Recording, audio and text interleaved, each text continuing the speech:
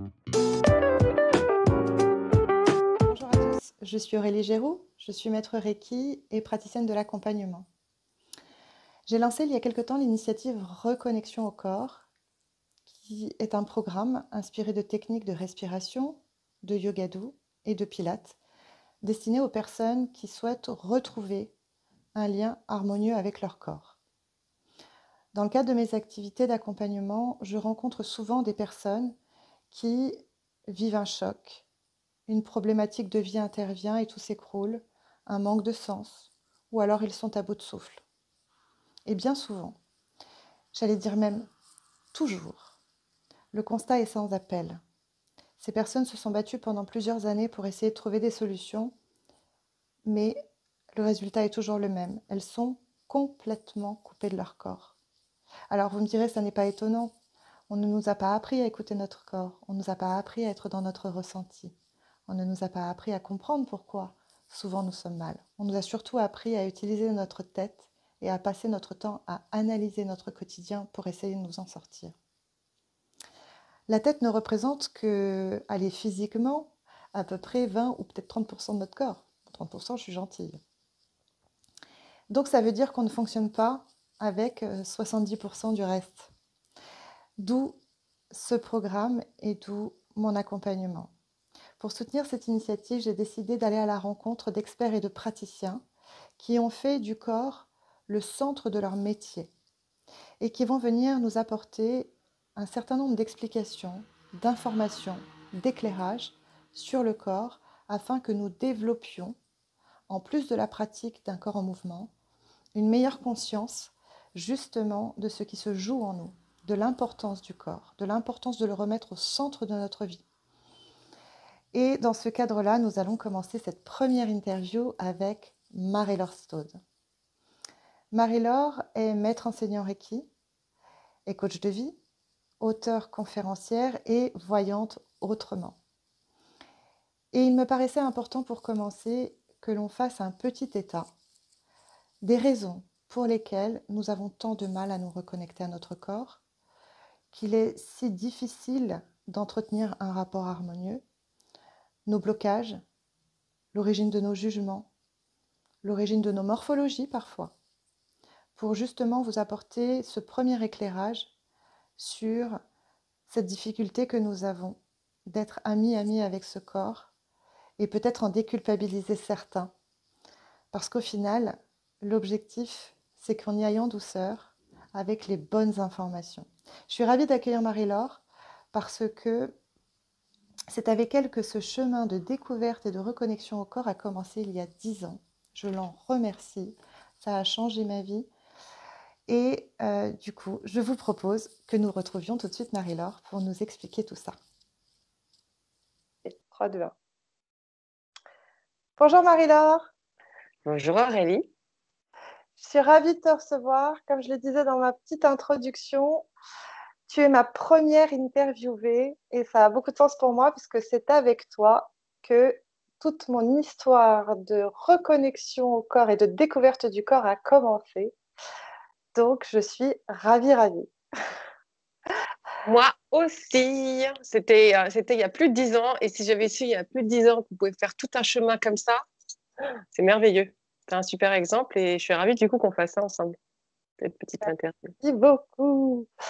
Donc, tu es maître enseignante Reiki, tu es coach de vie, auteure, conférencière et voyante autrement. Je pense qu'on va avoir l'occasion d'en parler un petit peu. Du coup, tu as 22 ans d'expérience autour de la transmission. Presque 25. 25 maintenant, oh là, je compte plus. Autour de la transmission autour du corps, dont moi j'ai bénéficié pendant 10 ans, et tu continues d'arrache-pied à mobiliser tes clients pour prendre en compte leur corps. D'où ça t'est venu tout ça? Qu'est-ce qui a fait que tu as décidé de centrer ton travail autour de ça? Eh bien, ce qui est incroyable, c'est que ça a été un chemin, et je dirais aujourd'hui un chemin initiatique depuis mon enfance jusqu'à aujourd'hui, qui m'a conduit à ça. Mais ce n'était pas du tout une volonté mentale de revenir au corps ou de faire quelque chose lié au corps. En fait, si je prends mon petit parcours de vie, de l'enfance, l'adolescence en tant que jeune femme jusqu'à aujourd'hui, je pense que j'ai vécu beaucoup de choses que les gens qui viennent me voir vivent aussi. De l'enfance où j'étais une enfant plutôt hyperactive, curieuse, nature, qui aimait jouer dehors, comme je pense vraiment sont les enfants. C'est ce rapport aux autres, l'envie de jouer, de s'amuser, de courir, de cueillir des fleurs ou de se cogner ou de se batailler en tant que garçon. Et j'ai une maman qui a eu, de par son histoire, très peur de nous laisser dehors alors qu'ils sont venus s'installer à la campagne. Et que, en fait, toute petite, alors que j'aimais justement tout ce qui était créatif, dessin, enfin tout ce qui pouvait me lier au corps, au niveau de mes sens, au niveau de mes ressentis et tout, j'ai dû le faire de manière plus organisée. C'est-à-dire que je faisais tout chez moi dans ma chambre. Je faisais de l'aérobic dans ma chambre tous les jours parce que je ne pouvais pas sortir. Je faisais du dessin, je lisais beaucoup. Et comme je suis née dans les années 70, en 1970, tout ce qui était intellectuel comptait beaucoup. Donc, de l'enfance jusqu'à mon adolescence, en fait, tout ce qui était lié au corps n'était pas forcément accueilli très favorablement par ma famille, même le sport, alors que j'adorais ça. Donc, j'ai dû, même à l'adolescence, passer plutôt dans du sport de compétition pour avoir des médailles et pour que je puisse avoir la reconnaissance de ma maman et qu'elle me laisse un peu faire du sport.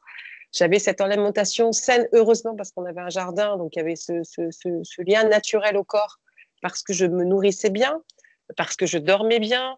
Donc j'avais quand même une vie qui était quand même à la campagne, même si je n'avais pas le droit de trop sortir, voire pas du tout. J'avais des parents qui étaient aimants, mais quand même qui étaient très structurés dans des choses plutôt, je dirais, entre guillemets, intellectuelles. J'ai eu ma sœur, elle, qui s'est coupée du corps, parce qu'on va parler du corps, et justement de ce lien au corps, beaucoup plus tôt que moi, parce qu'elle était complètement enfermée dans sa chambre. Elle a commencé à manger des choses, elle volait des bonbons, des gâteaux, donc elle a pris beaucoup de poids aussi. Mais du coup, elle avait une autre gestion de son corps que moi. Donc j'avais à la maison Marie-Laure qui mangeait sain, qui faisait du sport, qui dessinait, qui parlait aux autres, qui était quand même très dans le frottement avec la nature quand même et l'extérieur. Et une sœur qui était plutôt coincée, fermée et qui n'était plus ouverte, n'était pas ouverte. Et puis en continuant comme ça à grandir, je me suis retrouvée à quitter mes parents à 19 ans, aller à Paris. Et là, waouh, je suis sortie complètement d'un contexte de nature puisque j'étais dans la ville.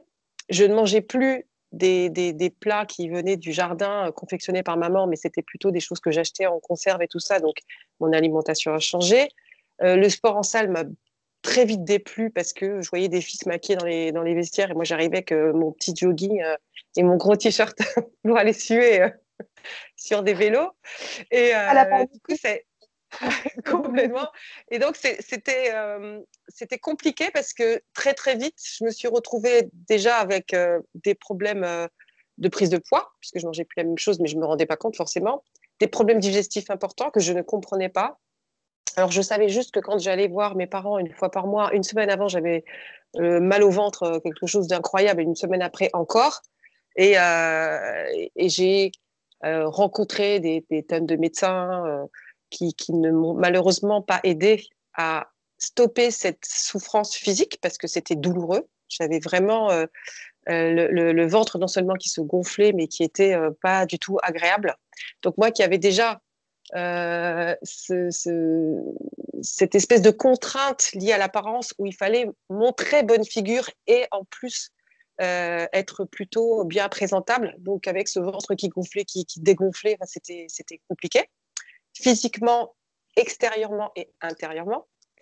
Euh, j'ai vécu en plus des stress au niveau du travail très importants parce que je suis une passionnée et de mon éducation, une grande conscience professionnelle. Donc, je me jetais à corps et à cri dans le travail.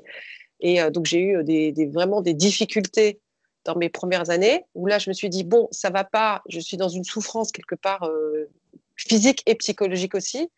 J'ai lancé des prud'hommes, ça n'a pas arrangé les choses. J'ai monté ma boîte, ça n'a pas forcément arrangé les choses dans le frottement aux autres. Et j'ai fini par être indépendante. Mais en tout cas, il y a eu un rythme qui a longuement changé et je me suis retrouvée pour calmer ces stress physiques, professionnels, à devoir m'interroger, à me dire mais qu'est-ce qui se passe? Alors, étant donné que j'avais pas de résultats avec les médecins, quand en plus je me suis retrouvée avec une espèce de bronchite quand j'ai commencé à travailler en tant qu'indépendante, en tant que voyante, où j'avais 3 semaines d'antibiotiques et que là j'ai rencontré quelqu'un qui m'a dit mais soignez-vous, soignez-vous, soignez-vous. Je ne vois pas ce que je peux faire d'autre avec tous ces antibiotiques que j'ai mangés 3 semaines de suite. Donc il y a eu un remède naturel qui a été qui a fonctionné sur moi en 3 jours où cette bronchite asthmatique qui était aussi très violente et douloureuse parce qu'il me réveillait la nuit s'est arrêtée.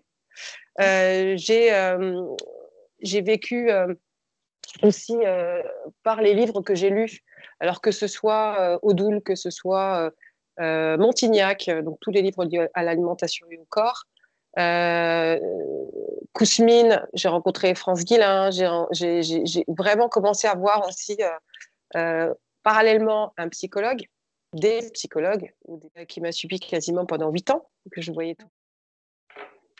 Je me suis retrouvée en fait à un moment dans ma vie avec la vision et la compréhension de mon corps, autant à l'intérieur de moi qu'à l'extérieur de moi, qui avait un problème, que le corps, en fait, ce qui m'était arrivé n'était pas que dû au hasard, parce que à force d'entendre aussi par les médecins, vos problèmes digestifs, c'est dans la famille, vos parents, grands-parents, mère, grand-mère, arrière-grand-mère sont décédés d'un cancer du foie et du pancréas, donc c'est normal, ok. Donc super, c'était l'information de peut-être que tu seras Alzheimer comme de la famille de ton père ou tu auras un cancer du foie.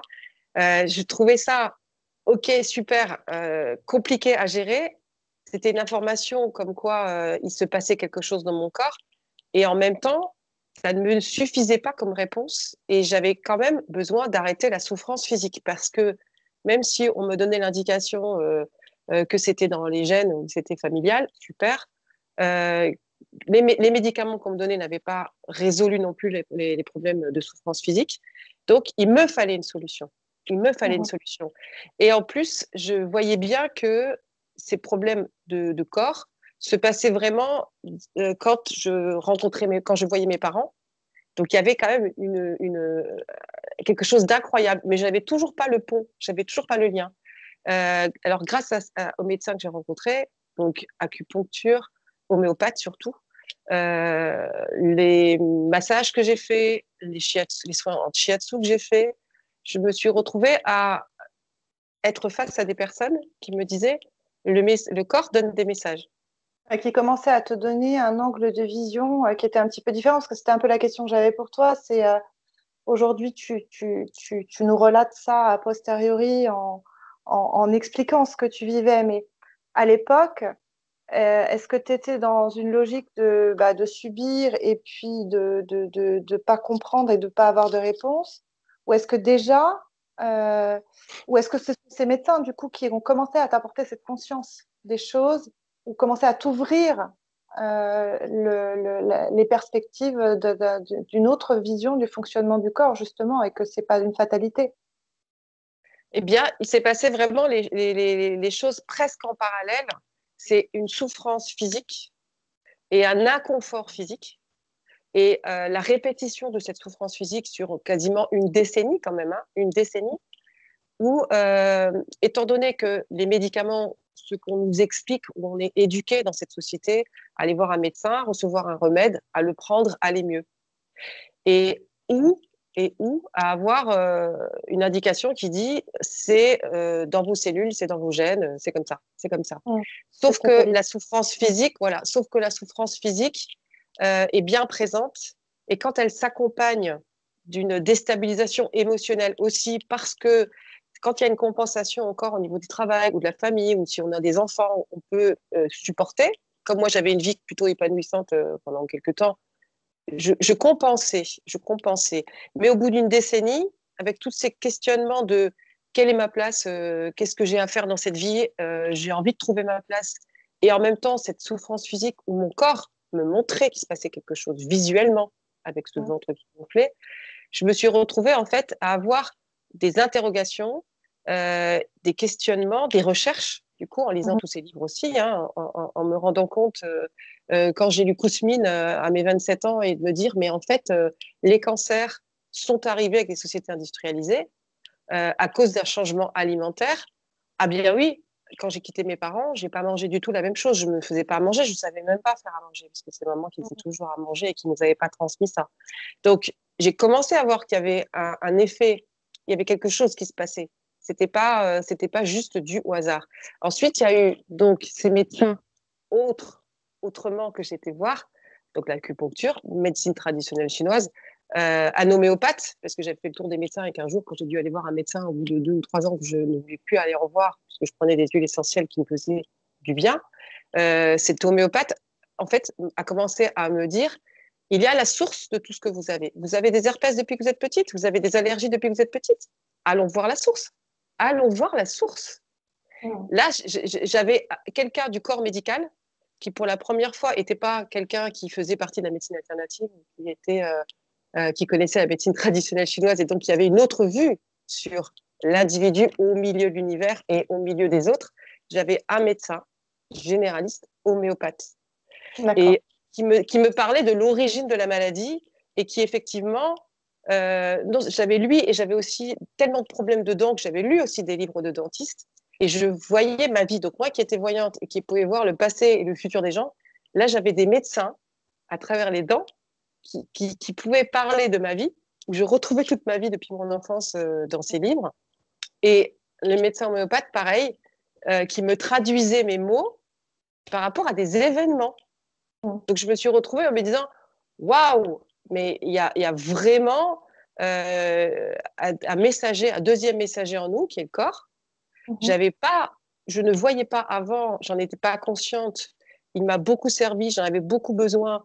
Je l'ai toujours aimé parce qu'il m'a toujours aidé à faire ce que je voulais. Parce que faire du sport jusqu'à mes 20 ans m'a donné un corps qui faisait que je pouvais courir, je pouvais grimper, je pouvais monter, je pouvais escalader, je pouvais ne pas dormir pendant 3 jours et faire la fête. J'avais un corps qui me suivait et qui, en fait, était vraiment un ami. Et je suis passée à un état où, quelque part, mon corps devenait mon ennemi. Et donc, je me suis retrouvée à me dire, je ne peux pas avoir en moi enfin, une partie de moi qui est mon ennemi. C'est comme quand les gens me disent, je me bats contre la maladie, je me suis retrouvée en disant, mais la maladie, alors il y a même des personnes, des thérapeutes qui fonctionnent avec les mots comme le mal a dit. Alors moi, je ne veux pas rester coincée là-dedans, mais en tout cas, je me suis retrouvée à me dire, mon corps, effectivement, cherche à me montrer quelque chose. Quand j'ai un herpès sur la bouche, c'est quelque chose que je vois. Alors quand j'ai quelque chose d'intérieur, ça se voit peut-être pas, mais moi, j'avais des problèmes physiques comme des allergies depuis que j'étais petite avec des plaques, des boutons, des choses purulentes. Enfin, j'avais des choses physiques extérieures. Alors, c'était génial parce que comme mon éducation m'apprenait à être dans l'apparence, et ben mon corps me disait, OK, t'es super jolie, mais regarde, on te met un gros bouton tout autour de la bouche, on te met des boutons et des plaques tout partout sur ton corps. Tu peux pas les nier. Bon, exactement. Mais c'est intéressant ce que tu disais tout à l'heure par rapport à ce médecin qui était capable de te retracer ton histoire ou de te remonter un certain nombre de choses en voyant tes dents. C'est intéressant parce que moi, je le vois au quotidien, les gens qui rejoignent le programme au début ou les gens avec qui je discute ou les gens que j'ai en suivi en Reiki. Beaucoup de gens sont dans le rejet du corps, se trouvent trop gros, se trouvent trop pas assez souples, se trouvent trop petits, trop voûtés, les jambes pas assez fines, le ventre trop gros et compagnie. Et dans ce que tu disais, bah, quelque part, notre corps porte notre histoire. Donc, dans cette logique de lutte, hein, sans parler contre la maladie, on lutte contre soi-même et on voit bien ces gens qui se rejettent, qui se critiquent, bon, pour de bonnes raisons, mais ça voudrait dire du coup que notre corps porte notre histoire et que du coup, il est super important, quelque part, pour se réconcilier avec son corps, de se réconcilier avec son histoire, pour le voir s'ouvrir et s'évoluer. Complètement, complètement. Et c'est ça qui est extraordinaire, c'est que les gens rejettent leur physique parce que, comme tu viens de le dire, ils ont un aspect physique qui ne leur plaît pas. Et pourtant, quand on observe cet aspect physique, alors que ce soit du ventre, que ce soit des épaules voûtées, euh, une perte de cheveux, donc toutes les choses qui physiquement nous rendent moins, entre guillemets, beaux, et quand on s'applique à chercher ce que le corps manifeste comme message, parce que c'est un peu ça l'idée, ben, on se rend compte que on peut, sans être voyant, aujourd'hui les gens que j'accompagne, ben, tu le sais bien, hein, à faire du Reiki, ou en tout cas à se reconnecter, à reconnecter les gens au corps, le corps fait passer des messages. Et même si on n'est pas, entre guillemets, voyant, quand on donne ces messages que le corps donne, ben, la personne dit « Waouh, c'est vrai que je vis ça ». Donc, manifestement, on ne peut plus nier, en tout cas, moi, je vois bien au bout de 25 ans, ou même plus, puisque ça a commencé bien avant cette attention sur le corps, on ne peut pas nier que le corps essaye de nous manifester quelque chose. On est tellement habitué à écouter la tête, à être dans l'écoute ou dans le blabla mental, ou en tout cas dans cette recherche de raison ou d'équilibre grâce à notre cerveau, qu'on oublie que le corps, lui aussi, a une manière de parler, mais qui n'est pas verbale, mais qui est une manifestation corporelle qui est flagrante, flagrante. Et quand on aide les personnes à se poser, à prendre du temps pour elles, à être dans plus de calme, moi c'était ça, hein, quand je me posais des grandes questions à 25 ans, 30 ans, et les psys qui me disaient, en gros, c'était la réponse est en vous. Alors, ça m'a rendue chèvre, hystérique, et ça m'a bien énervée, parce que, je ne comprenais même pas. On C'est le l'entend souvent. Reiki quand et je comprends même pas pourquoi on m'a pas dit à l'époque prenez du temps chaque jour avec vous, au calme. Vous posez, vous respirez. Vous faites du yoga. Par exemple, ce que tu fais aujourd'hui, c'est exactement ça, d'être dans cette douceur du corps, dans cette réécoute du corps. Faites des soins qui faites de la relaxation. Couchez-vous, faites quelque chose dans la douceur, dans la lenteur et au calme, tout seul. Et quand on fait ça, au bout de 7, 8, 9, 10 semaines, on entend effectivement les réponses à l'intérieur de soi. C'est-à-dire que ce n'est plus verbal lié à une réflexion, c'est une intuition, c'est un ressenti qui traverse notre corps et qui nous donne des réponses sur notre vie, sur nos questionnements, sur la vie en général. Et c'en est impressionnant. Et de cet état-là d'écoute du corps, donc de calme et de recul sur soi, ben c'est là qu'on se rend compte à quel point le corps, non seulement connaît les réponses, et en plus tire la sonnette d'alarme en nous faisant prendre du poids pour nous dire mais ça va pas, t'as pas d'espace, on te laisse pas d'espace, on essaye de venir te déstabiliser tout le temps. Donc prends du poids, déjà tu prendras de l'espace, on te verra, on te bousculera moins parce que tu es plus imposant que quelqu'un d'autre qui est tout chétif et c'est lui plutôt qu'on ira embêter plutôt que toi. J'ai les épaules en avant, et ben au lieu de me dire oh là là, je me tiens pas droit, ça va pas, on voit même plus mes seins parce que je suis tout comme ça. Bah, peut-être que j'ai eu besoin de me protéger. Peut-être que j'ai eu besoin de protéger aussi toute cette zone assez délicate parce qu'il y a mon foie, parce qu'il y a tous mes intestins, il y a toute la digestion des aliments, mais aussi digestion de ma vie. Il y a aussi toute cette féminité que peut-être je n'étais pas très à l'aise avec avant. Il y a vraiment, quand on prend ce temps de se dire, mais si mon corps voulait me faire passer un message, quel serait-il? Et quand on commence à s'intéresser à la médecine ayurvédique, à la médecine traditionnelle chinoise, à notre médecine aussi, qui nous montre, mais alors, à travers les systèmes, tellement comment fonctionner au mieux pour être au mieux avec soi, pour être au mieux avec les autres, que c'est juste fabuleux. Oui. C'est drôle parce que j'ai 50 questions qui arrivent en même temps, donc on va être obligé de faire d'autres vidéos pour rentrer vraiment dans le détail. Passionnant. De toute façon, je savais que ça serait passionnant. Oui. On a souvent avec des débats. deux passionnés du corps comme toi et moi maintenant, là, ça peut être C'est bon, on va essayer de ne pas tout exposer aujourd'hui. Quand on préparait cette interview, on parlait du fait que je te disais, voilà, il faut qu'on arrive à expliquer pourquoi les gens se coupent. Pourquoi les gens se coupent du corps? Pourquoi on en fait juste un véhicule ou un truc derrière lequel on se bat parce qu'on voudrait l'emmener là et que lui, il n'a pas la patate, ou qu'on voudrait lever la jambe et que lui, il n'est pas assez souple. Pourquoi on se coupe quelque part de ce corps? D'où ça vient? Oui, oui. Alors, On parlait de société déjà, intellectuelle et compagnie, mais clairement, quoi. ouais. En fait, ce qui est délicat avec le corps, c'est que, entre guillemets, majoritairement, tout le monde est tellement coupé de son corps qu'on n'est même pas au courant, qu'on n'est plus relié à son corps. Alors, déjà, ça veut dire quoi être relié à son corps et comprendre que le corps existe et ressentir son corps, bah, c'est déjà être relié aux émotions, donc sentir la peur, la colère, la tristesse, la joie. C'est être relié au sens, donc avoir un sens de l'odorat très développé, un sens du goût, la vue. C'est-à-dire que si on était relié à nos sens, on serait incapable de manger ce qu'on nous sert souvent dans les fast-foods ou dans certains restaurants. On ne pourrait pas, parce que ce serait immangeable.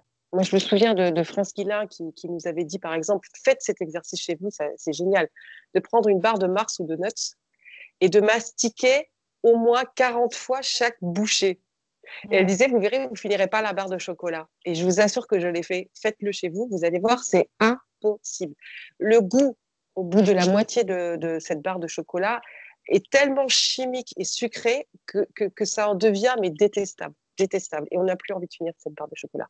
Donc, le problème, c'est qu'on ne sait pas qu'on n'est plus relié à son corps et qu'on n'est plus relié à ses émotions. Et en Ça fait, me fait penser que de la même manière, si on était relié à, entre guillemets, à Louis et à ses émotions, on ne supporterait pas de se faire mal parler, maltraiter, hurler dessus, on ne resterait pas là, alors qu'on reste là, en fait, souvent.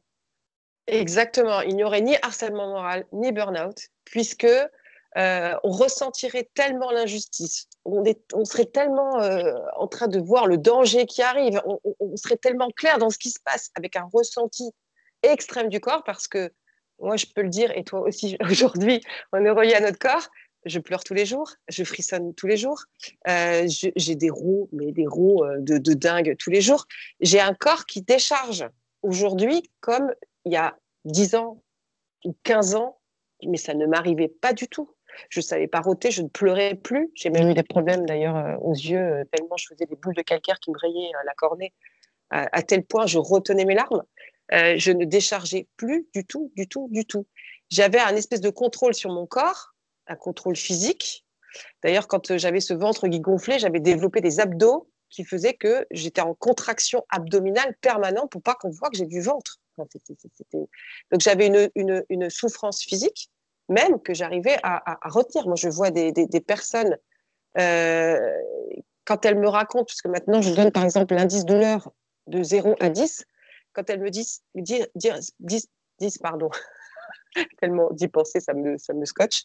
Quand elles me disent je suis à 3 sur 10, 0 étant une souffrance terrible, ça me fait super mal, je le sens et tout, et qui sont capables de continuer à vivre leur journée avec une souffrance à 3, de continuer à aller travailler. Quand j'ai dit aux gens, mais pourquoi vous n'êtes pas en arrêt de travail?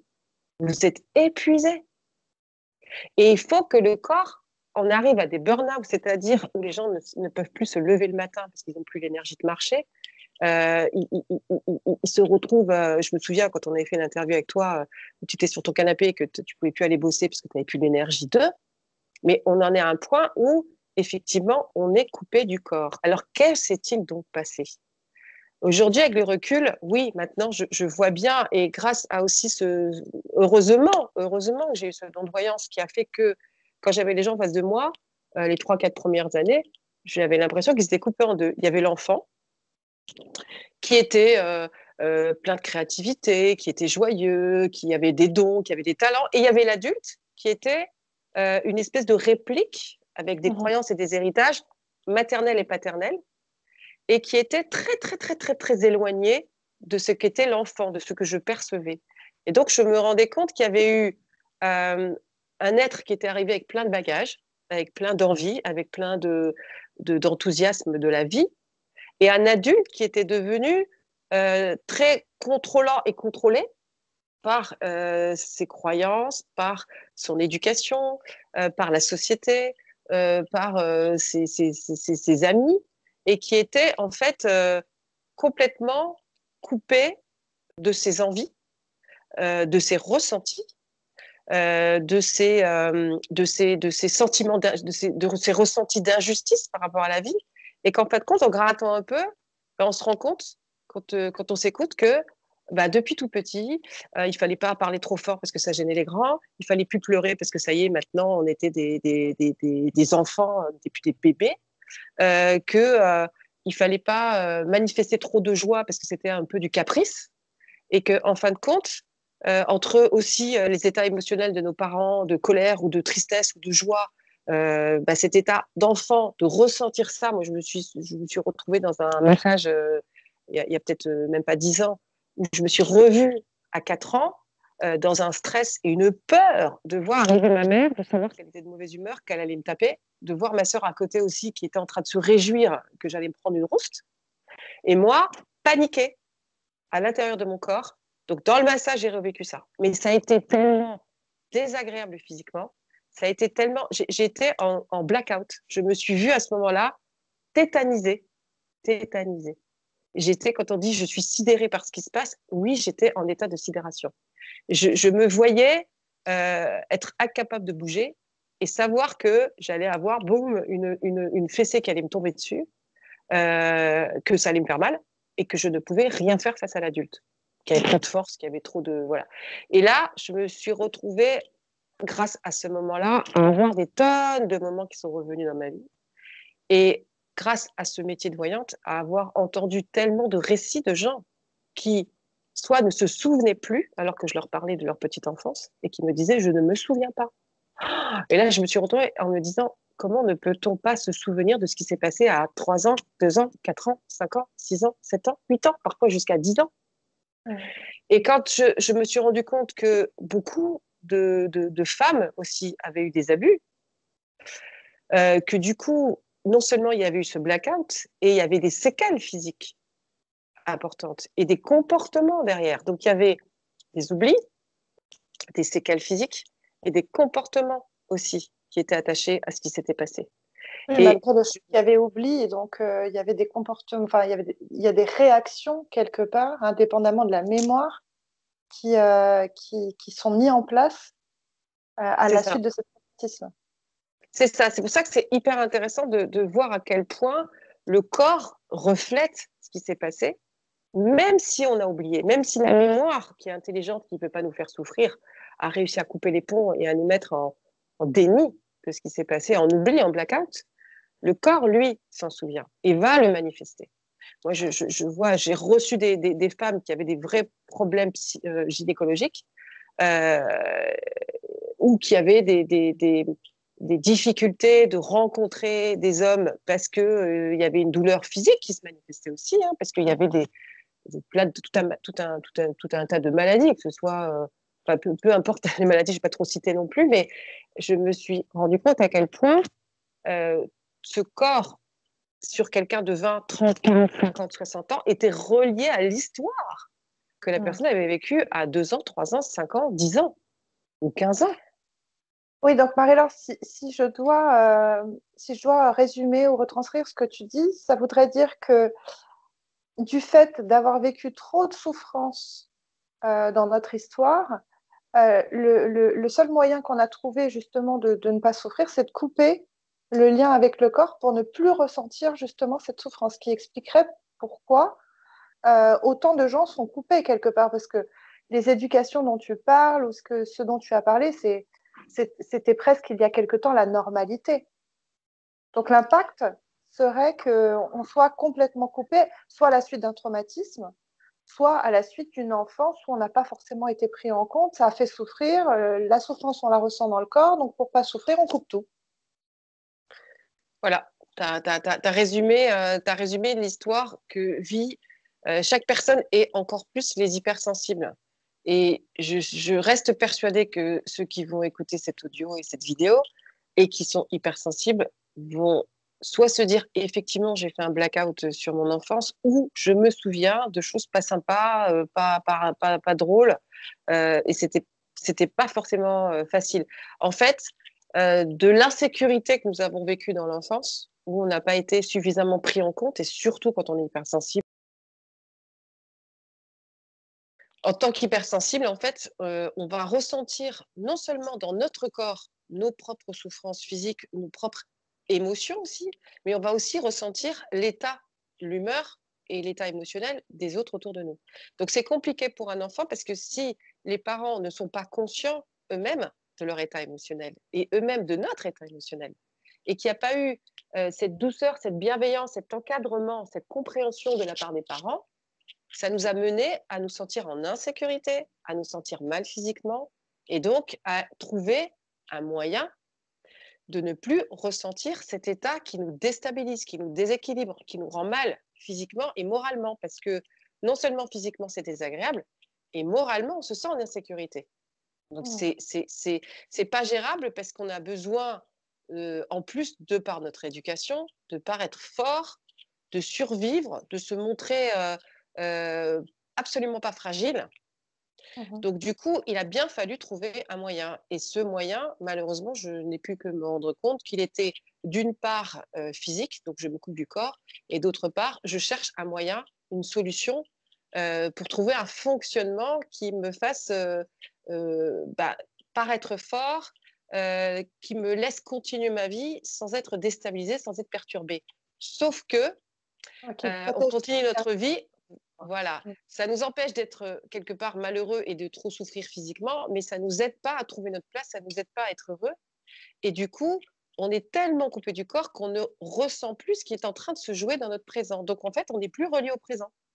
Donc on recherche à oublier le passé quelque part, on recherche à se tranquilliser sur l'avenir et à faire en sorte que l'avenir se passe plutôt mieux ou bien.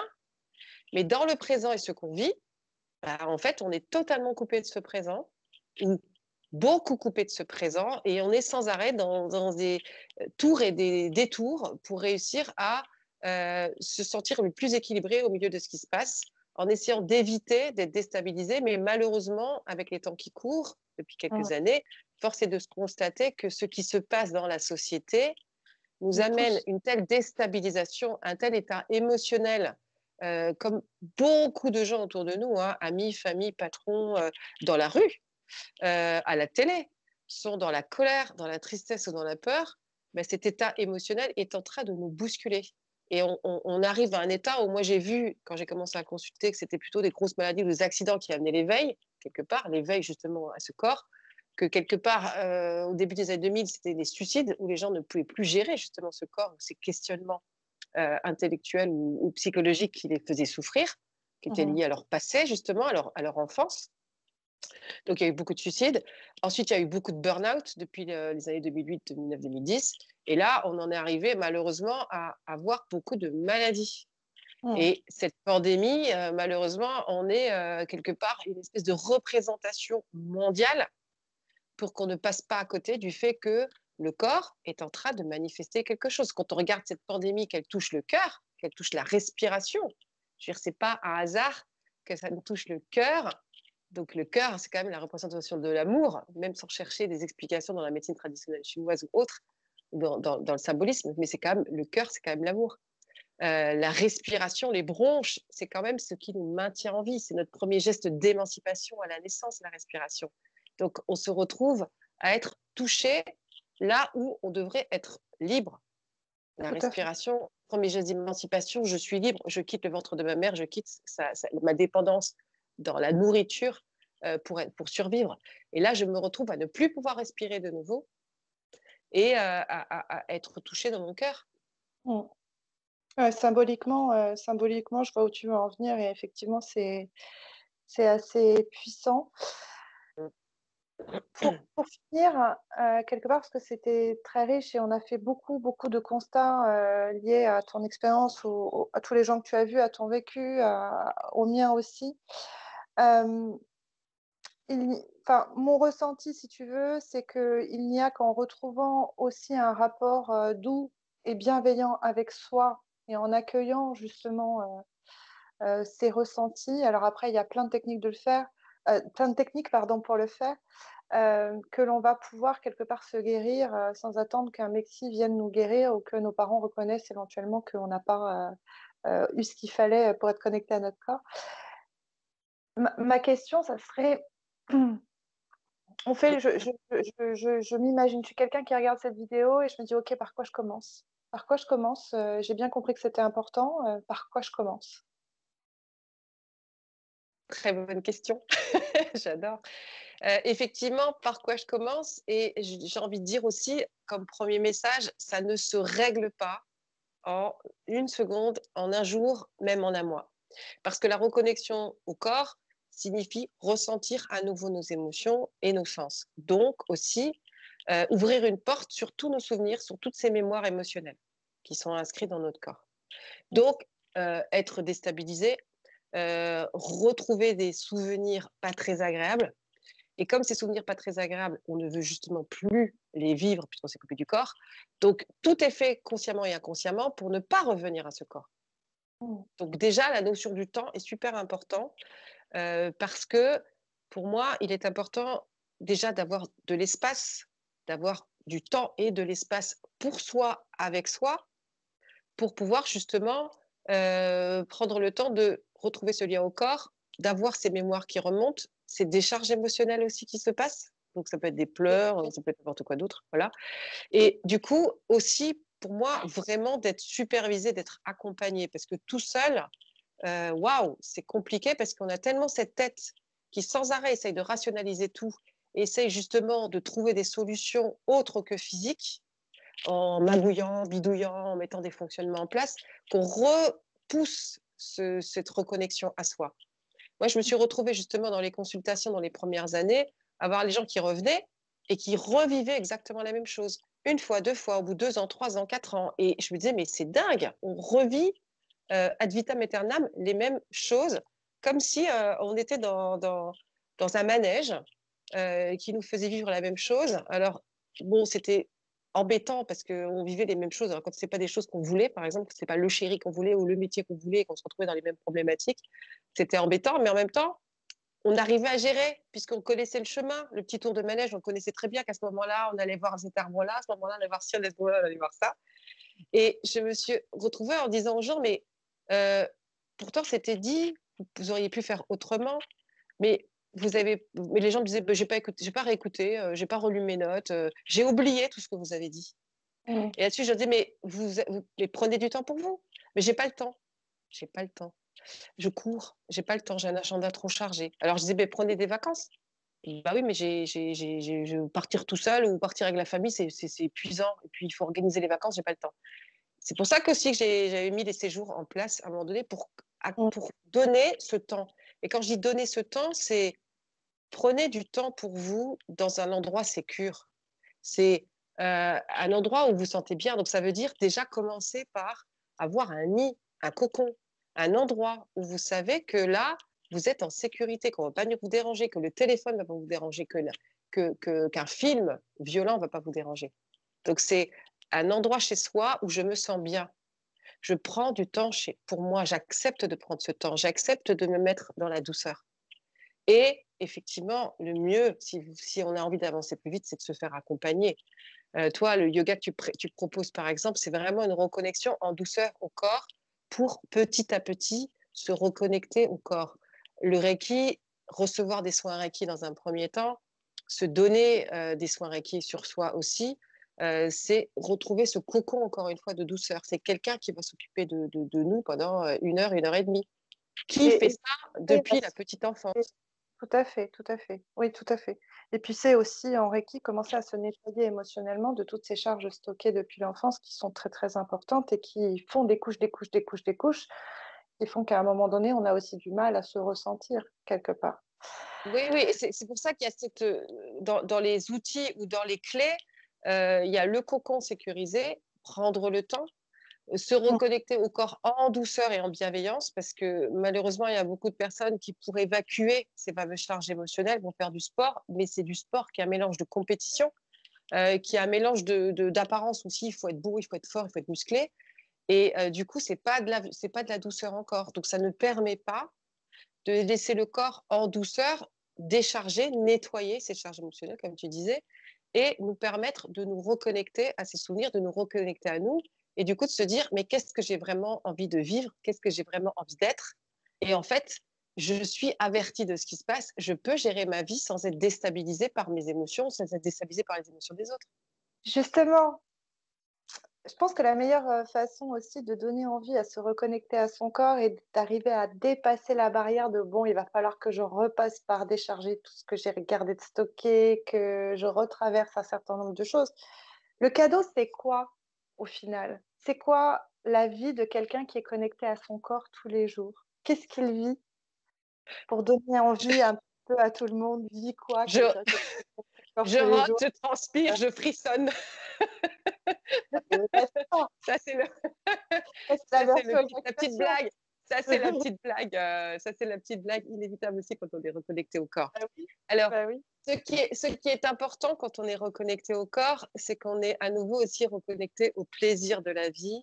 C'est qu'on est reconnecté aussi au baromètre du corps, des émotions, par exemple, qui nous font revivre, être avertis dans le présent, qu'il y a un danger, qu'il y a des injustices, qu'il y a un changement de cadre, qu'il y a un accomplissement pour qu'on puisse moins, entre guillemets, perdre du temps, puisqu'on court tous après ce temps, qu'on puisse prendre plaisir à vivre l'instant présent parce que on accepte de regarder un coucher de soleil, parce qu'on accepte de refaire à manger, de cuisiner, de prendre plaisir à cuisiner, parce qu'on accepte de retrouver le lien au corps et au plaisir du corps, et du coup à se laisser à nouveau toucher aussi par les autres, ou par le chéri, à de nouveau se prendre dans les bras.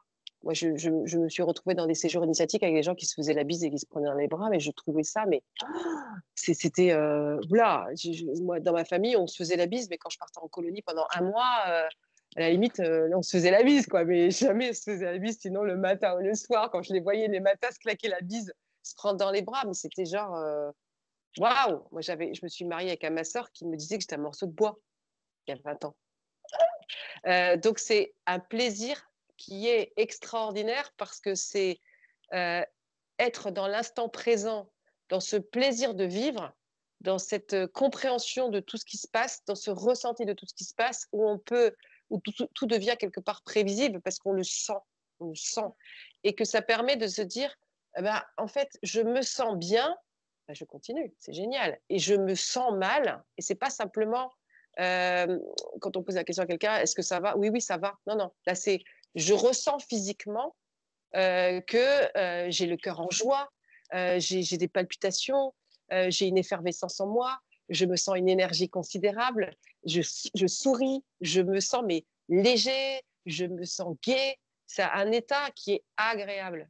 Alors que autrement, c'est un état désagréable qui nous donne une alerte de ce qui se passe et qui fait que, en se posant et en prenant du recul, on comprend ce qui est en train de se passer de désagréable quelque part entre guillemets contre nous, contre notre bien-être, contre quelque chose de juste et de sain pour soi. Et là, on est capable d'arrêter ce qui nous fait du mal. Donc c'est génial parce que voilà, on est un baromètre géant.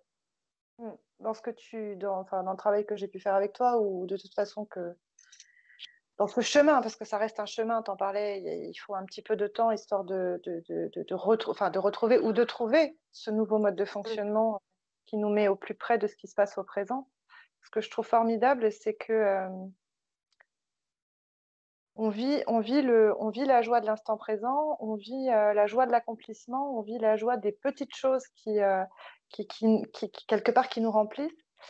Et le cadeau aussi, dans les moments où où on vit quelque chose qui ne nous convient pas, où on est mal, c'est qu'en fait, on le ressent tellement fort que pour le coup, on est obligé de s'en occuper, que pour le coup, on trouve l'action, à force de s'être fait un petit peu accompagner, mais on trouve l'action juste pour en sortir rapidement. Et on reste plus dans des contextes désagréables, défavorables, qui durent, où en fait on emmagasine et puis en fait on y reste. Donc c'est aussi ça le cadeau dans les moments où c'est pas cool. C'est Ouais. quand on ressent bien, on a l'action derrière pour en Oui, et sortir. c'est vrai que, ouais, et c'est vrai qu'au départ, ça prend beaucoup de temps parce qu'il faut prendre ce recul avec soi, faut se donner du temps, mais c'est pour en gagner derrière parce que derrière, au lieu de rester des mois coincés dans une vie professionnelle qu'on n'aime pas, avec quelqu'un à qui on n'ose pas dire les choses, dans une situation, mais vraiment où, bah, quelque part, on n'est pas à l'aise, on n'est pas bien. Là, c'est tellement fort, comme tu dis, tellement fort qu'on est obligé de se dire, bon, là, je suis trop déstabilisée, c'est pas normal. Je sais que si je suis déstabilisée, maintenant j'ai compris, c'est parce que c'est en lien avec un truc qui se répète du passé. Euh, Qu'est-ce qui se passe? Et là, je m'arrête, je regarde.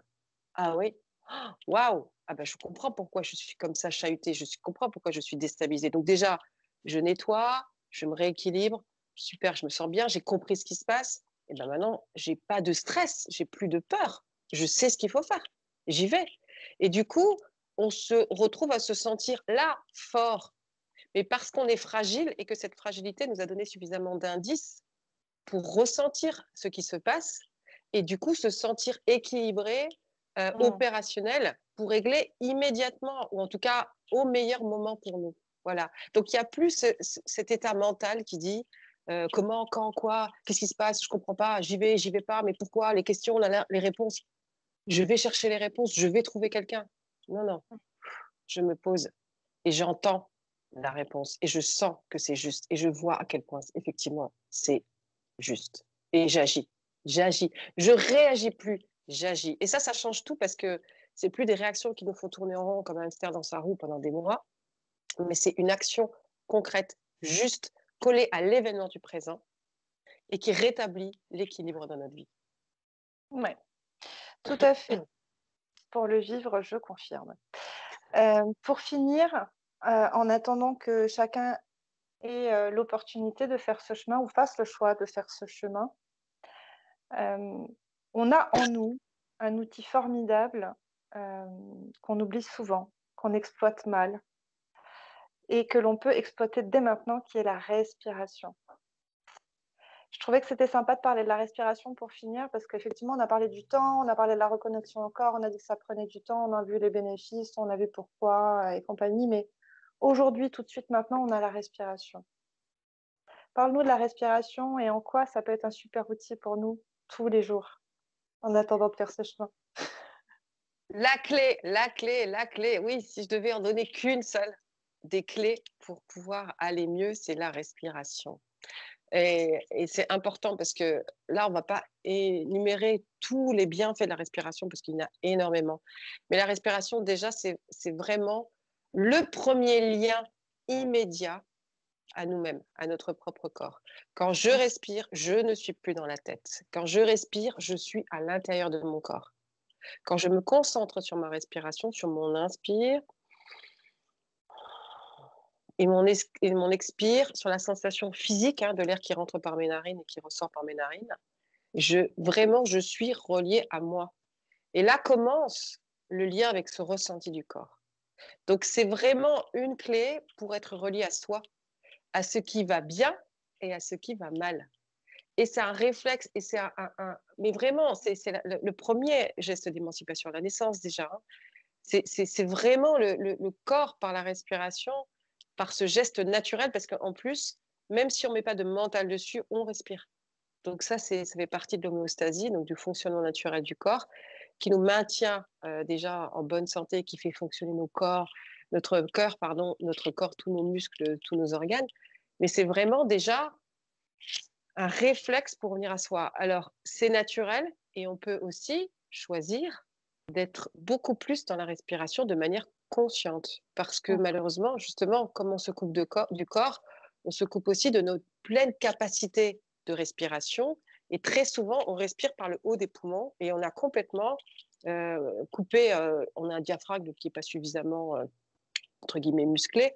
On a cette cage thoracique qui écrase justement tout le sternum, le diaphragme, et on n'est pas dans cette pleine respiration.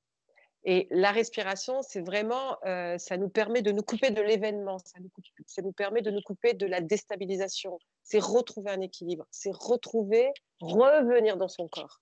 Et c'est plus être dans la tête, perturbé par ce que l'autre a dit, par la situation qui est arrivée, par ce qui vient de se passer. Ça y est, je suis revenue à moi. Du coup, si je m'assois et que je respire, je retrouve un calme intérieur. Je suis reliée de nouveau à la terre, à l'univers qui m'entoure, à moi. Je suis de nouveau cet élément au milieu de cet univers et je ne suis pas juste percutée, chahutée par l'environnement. Donc, Oui, je fais partie de l'univers pleinement. comme tu le disais, c'est très, très facile à prouver. Faire un exercice d'inspiration profonde, d'expiration profonde, essayer de penser en même temps, c'est impossible. Donc, prendre du recul ou avoir une période de pause encéphalogramme plat pendant quelques temps grâce à la respiration et retrouver le calme dans le corps par l'oxygénation du corps, c'est un petit cadeau fabuleux à se faire une fois de temps en temps, justement pour... Et c'est retrouver le calme et c'est surtout chercher une solution en soi, comme on vient de le dire jusqu'à maintenant, la fameuse solution en soi, qui n'est pas le résultat d'une réflexion qui est liée à la mémoire, aux autres, à ce qui s'est passé, à tout ce chahutage, entre guillemets, mais c'est trouver la réponse grâce au corps.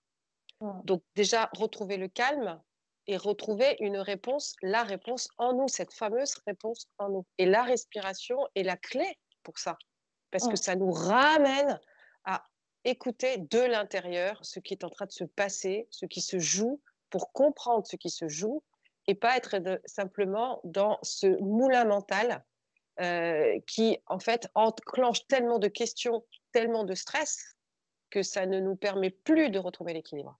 La respiration va nous ramener à cet équilibre et à trouver la réponse. Super. Eh bien, écoute, merci beaucoup Marie-Laure pour, toutes ces transmissions, ces explications, ces réponses à toutes ces questions posées. Je suis persuadée que nous aurons l'occasion d'approfondir certains sujets et de se retrouver du coup très vite, dans quelques semaines, quelques mois, pour continuer à avancer dans cette série. Oui, oui, et j'invite même chaque personne qui se dit, tiens, tel sujet là-dedans m'intéresse, est-ce que vous pourriez en parler? Parce qu'effectivement, avec cette Ouais. passion qu'on a pour le corps et avec ce que tu fais en yoga, en reiki et tout, ce serait vraiment génial de pouvoir en faire d'autres. Ouais. Donc Donc les avis à questions. ton petit billet de questions, de recommandations, de demandes pour, établir, le plan des prochaines séries d'interviews. Merci encore à toi. Bonne continuation. On va te retrouver très vite, j'en suis persuadée. Et merci à tous, de nous avoir écoutés. À très bientôt.